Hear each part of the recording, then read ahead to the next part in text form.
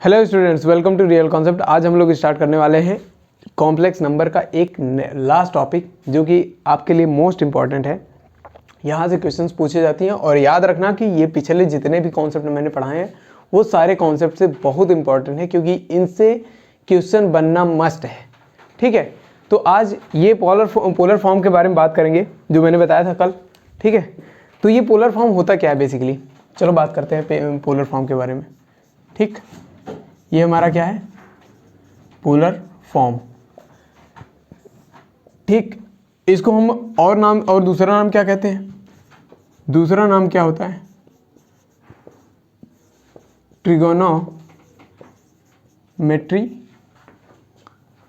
Metrical form. इसका दूसरा नाम क्या है? Trigonometrical form.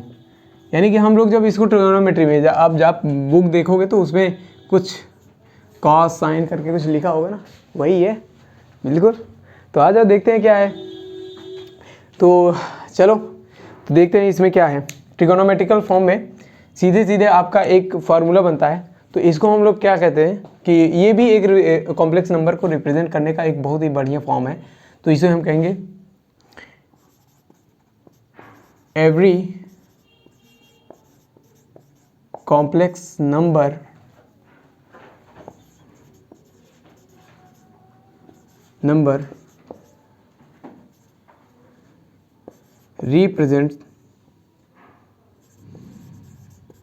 represented by z is equal to, ये हो जाएगा r ब्रैकेट में cos theta plus i sin theta. ये आपका क्या है, पोलर फॉर्म। अब इसको कैसे कैलकुलेट करना है और ये क्या है बेसिकली हम इसके बारे में बात करेंगे। ठीक है, तो चलो देखते हैं। पहली बात तो ये r क्या है, z के बारे में पता है कॉम्प्लेक्स नंबर है, लेकिन ये r क्या है? चलो r के बारे में बात करते हैं। पहले हमने आपको पढ़ाया था, ध्यान से देखना। ये हो गया हमारा y एक्सिस, ये हो गया x एक्सिस। ठीक, हमने कहा था कि यहाँ एक कोई पॉइंट मान लो। ठीक है, पॉइंट ये हो गया हमारा P और x, y। ठीक, y हमारा क्या हो सकता है, ये वाला होगा बिल्कुल परपेंडिकुलर, और ये हो गया हमारा x। अब जब ये डिस्टेंस x हो गया और ये y हो गया तो हमें क्या चाहिए, ये वाला चाहिए, जो कि हमें मॉड ऑफ z से हमने किया था, मॉड ऑफ OP से किया था। लेकिन यही वाला डिस्टेंस क्या कहलाएगा, हमारा r कहलाएगा, जो कि हमारा क्या है, ये सबसे छोटा वाला डिस्टेंस। यानी कि मतलब ये वाला जो डिस्टेंस है इसको फाइंड आउट करते हैं हम लोग किससे, मॉड ऑफ z, इसी को कहते हैं r, और यही होता है हमारा क्या formula, x square plus y square. यानी कि हमने इसके बारे में पहले से ही पढ़ा था, बस ये नहीं पता था कि इसको r से डिनोट करते हैं। ठीक है, चलो अब z मॉड ऑफ z अगर निकाल लिए यानी कि r आपका निकाल लिए। चलो हमें एक के बारे में पता चल गया, r के बारे में। अब ये थीटा के बारे में निकालना मैंने बता दिया था, आर्गुमेंट ऑफ z। बिल्कुल, सेकेंड पॉइंट क्या है, argument of z is equal to theta. और थीटा को कैसे निकालना है हमें पता है अच्छे तरीके से। ठीक है, हर पॉइंट हर एक क्वाड्रेंट के लिए अलग अलग हमें पता है ना। बस अब दो वैल्यूज हमें पता चल गई। अब इस फॉर्म में रखने के बाद वो सारे वैल्यूज सामने आ जाएंगे। ठीक है, तो अब इसको जैसे कि अब इसको अगर मान लो और भी अच्छे तरीके से डिफाइन करें तो कैसे कर सकते हैं, ध्यान से देखना। तो इसको हटा दें, फिर उसके बाद आप ये करना। ये बताओ, सबसे पहले ये बताओ कि हम लोगों ने इस थीटा के बारे में बात किया था, पहले भी ट्रिगोनोमेट्री में भी इसके बारे में बात किया था ना। ट्रिगोनोमेट्री में अगर इसके बारे में बात करें तो अगर हम x के बारे में बात करें, x और y के बारे में, हमने कहा था साइड और एंगल रूल वगैरह बताए थे ना हमने। तो ये बताओ कि अगर हम x के बराबर लिखें, मान लो अगर ये थीटा अगर cos थीटा हम लिख दें। ठीक है, cos थीटा तो क्या होगा बताओ, cos थीटा ये हो जाएगा हमारा बेस अपान हाइपोटेनियस। तो ये हो जाएगा हमारा क्या है, x डिवाइडेड बाई r। ठीक, तो क्या r अगर इस तरफ भेज दो तो क्या x इज इक्वल टू क्या r cos थीटा नहीं हो जाएगा? बिल्कुल हो जाएगा। चलो x के बारे में पता चल गया। अगर हम ये साइन थीटा ले लें, यही थीटा अगर हम साइन थीटा ले लें और हमें क्या करना है, y divided by r, y है बिल्कुल लंब बटे आधा, लंब बटे काट, ठीक है। तो ये परपेंडिकुलर डिवाइडेड बाई क्या, हाइपोटेन्यूस। तो ये क्या हो जाएगा, क्या y इज इक्वल टू, इधर भेज देंगे r को, तो क्या r साइन थीटा नहीं हो जाएगा, बिल्कुल। x और y के बारे में हमें पता है, तो अब क्या करना है, अगर मान लो z is equal to x plus i y है, तो क्या हम x और y की जगह यहाँ ये नहीं लिख सकते, ये सारे वैल्यूज़ लिख दो, क्या हो जाएगा, r cos थीटा प्लस आई r साइन थीटा, ठीक। तो क्या इसमें से r कॉमन नहीं ले सकते, बिल्कुल ले सकते हैं। और जब r कॉमन ले लिए तो कुछ आपको इस फॉर्म में नहीं मिल गया, आपका पोलर फॉर्म नहीं मिल गया, आई साइन थीटा, यही तो है ना, बिल्कुल। ये तो एक तरीके से डेरिवेशन हो गया, लेकिन आपको समझाना था कि ये कहाँ से निकला है बेसिकली, ठीक है। तो हमें क्या क्या चाहिए, z चाहिए, यानी जो कि r है आपका, आर्गुमेंट ऑफ z यानी थीटा। चलो अब ये दो पॉइंट हमें पता चल गए कि ये चाहिए हमें। तो अब एग्जाम्पल के बेसिस पे हम लोग देखने वाले हैं कि इसको हम लोग कैसे सॉल्व करेंगे, और सारी चीज़ें देख लिया जाएगा यहीं पे, ठीक है। और क्वेश्चन के बेसिस पे हम लोग ढेर सारे पॉइंट्स देखने वाले हैं, ठीक है। चलो तो ये हो जाएगा हमारा क्या, polar form of complex number, ठीक है। तो क्वेश्चन 1 देखते हैं क्या है। क्वेश्चन 1 क्या कह रहा है, एकदम बेसिक लेंगे स्टूडेंट्स, आपको कोई कंफ्यूजन नहीं हो। ये कह रहा है कि एक्सप्रेस, क्या कह रहा है, एक्सप्रेस दूरंतो, नहीं नहीं नहीं नहीं, दूरंतो एक्सप्रेस नहीं, ये क्या कह रहा है, एक्सप्रेस 1 प्लस आई, यानी ये दिखाने के लिए कह रहा है कि इसको पोलर फॉर्म में कन्वर्ट करने के लिए कह रहा है, इन पोलर फॉर्म, कह रहा है कि पोलर फॉर्म में इसको एक्सप्रेस करो। कैसे एक्सप्रेस करेंगे, चलो हमें पता है कि ये z इज इक्वल टू, क्या पता है, z is equal to 1 plus i है, बिल्कुल हमें पता है। चलो हमें x के बराबर पता है, क्या है 1, y के बराबर क्या है, इसका कोएफिशिएंट क्या होगा, i का 1 हो जाएगा, बिल्कुल। तो x और y के बारे में पता चल गया। अब क्या करेंगे हम, मॉड ऑफ z निकाल लो या r निकाल लो, वही बात एक ही है, ठीक है। तो क्या हो जाएगा, इन दोनों का स्क्वायर, फिर उसके बाद अंडर रूट, ये आ जाएगा 1 प्लस 1 is equal to under root 2, बिल्कुल। हमें z के बारे में पता चल गया। अब क्या करना है, पोलर फॉर्म में रखना है। अब उसके लिए और क्या चाहिए, हमें चाहिए थीटा, और थीटा कैसे करेंगे, चलो हमें क्या चाहिए, अब थीटा के पहले मैंने एक बात और बोली थी कि हमें थीटा निकालने के लिए अल्फ़ा की ज़रूरत पड़ती है। चलो अल्फ़ा की बात कर लेते हैं। तो ये हो जाएगा क्या, tan alpha mod of y divided by x is equal to, y क्या है हमारा 1 है, तो क्या हो जाएगा 1 divided by 1 is equal to 1।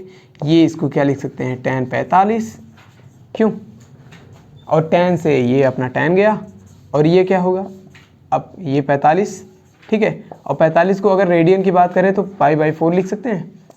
अगर पाई में अगर लिखना चाहें तो इतना नहीं लिख सकते, बिल्कुल लिख सकते हैं। चूँकि हम जानते हैं कि x पॉजिटिव है, y पॉजिटिव है। अब जब दोनों पॉजिटिव है तो हमारा क्या हो जाएगा, z is lies in first quadrant,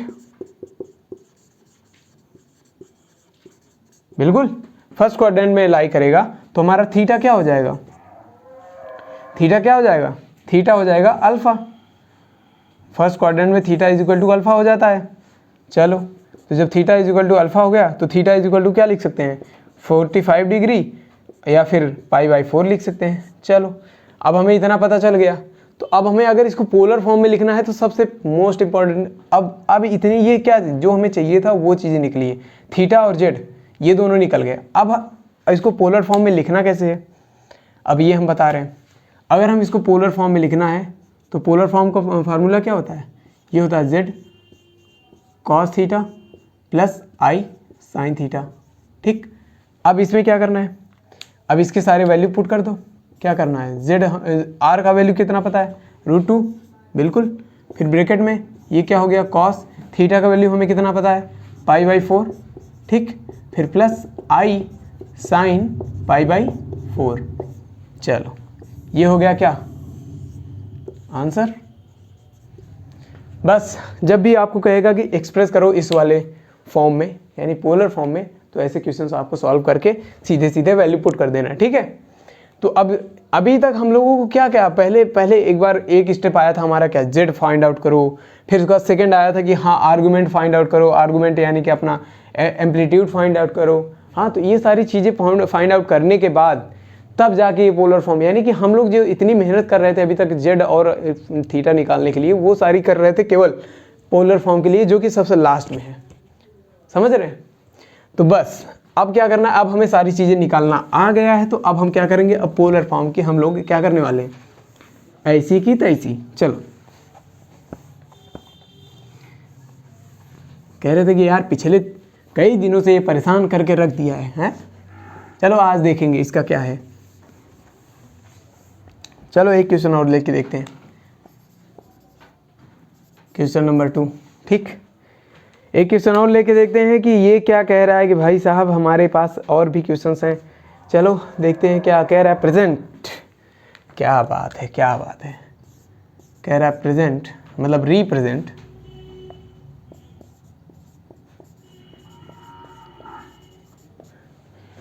represent 1 plus i divided by 1 minus i, इसको इन द फॉर्म ऑफ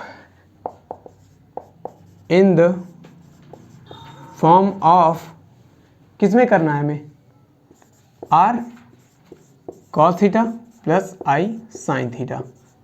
चलो ये नहीं कह रहा है कि हमें पोलर फॉर्म में करो, उसका फार्मूला ही दे दिया कि नहीं अब इसमें करो, तुम करो, क्या होने वाला है।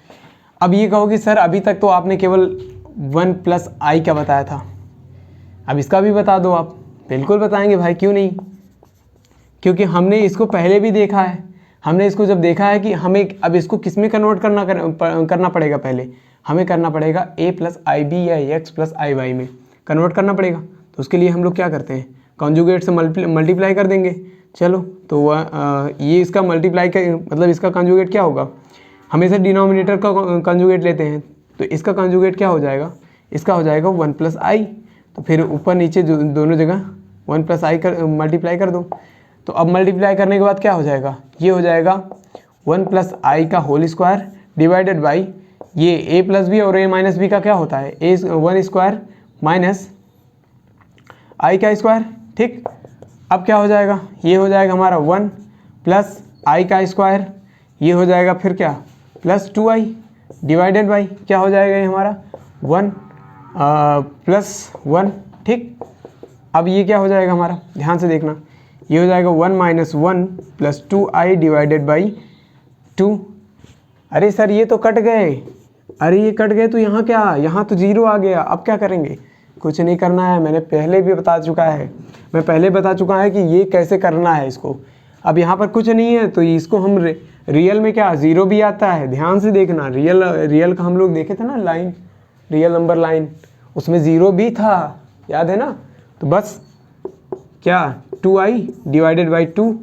अब क्या करना है, रियल और इमेजिनरी अलग कर लो, 0/2 प्लस 2/2 i।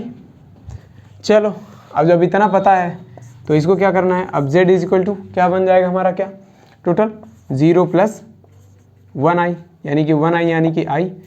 अब ये हो गया, हमें पता चल गया। अब x और y का value, x is equal to क्या हो जाएगा हमारा 0, y का वैल्यू क्या हो जाएगा 1। अब जब इतना पता चल गया तो अब अगर हम ग्राफिकल बेसिस पे बात करें तो क्या ये वाला वैल्यू नहीं कह रहा है, यहाँ से अगर मान लो हम पहले जेड की बात कर लेते हैं, पहले मॉड ऑफ जेड की बात करेंगे तो क्या आ जाएगा, ये 1 आ जाएगा, √1 इज इक्वल टू 1, क्योंकि इसका स्क्वायर प्लस इसका स्क्वायर 1 ही आ जाएगा, कोई दिक्कत नहीं। लेकिन अब हम कुछ ध्यान से देखना इसका कि अब ये कह रहा है कि x का वैल्यू यहीं पर है 0 पे और y का वैल्यू कहाँ है 1 पे, यानी कि यहाँ से डायरेक्ट 1 ऊपर चले जाओ, यहाँ कुछ आ रहा है। और ये यहाँ से यहाँ का वैल्यू क्या हो सकता है, 90 डिग्री हो सकता है ना। अब अगर हम इसके बेसिस पे बात करें तो theta is equal to directly हम कह सकते हैं कि 90 डिग्री हो गया, हाँ। लेकिन हमें क्या करना है, हमें दर्शाना है कि सर कैसे होगा। तो चलो इसके भी बारे में बात कर लेंगे। तो अब हमें क्या करना है, जेड के बारे में पता चल गया। अब हमें क्या करना है, आर्गूमेंट ऑफ थीटा या आर्गूमेंट ऑफ जेड और थीटा के बारे में पता करना है। ठीक, तो इसको पता करने से पहले हमें पता है कि sir tan alpha is equal to mod of y upon x. ठीक, मॉड ऑफ y कितना है, y कितना है, 1 है, बिल्कुल, डिवाइडेड बाय 0।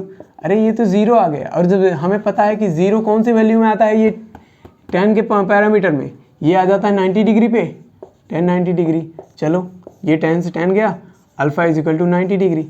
और हमें पता है, अब ये कहोगे कि ये जो हमने बताया था कि अभी ये डायरेक्ट वैल्यू यहाँ पर आ जाती है, तो इस वाले एंगल ये कहाँ, कौन से में आ रहे हैं, फर्स्ट में आ रहा है या सेकेंड क्वाड्रेंट में आ रहा है, बताओ किस में आ रहा है।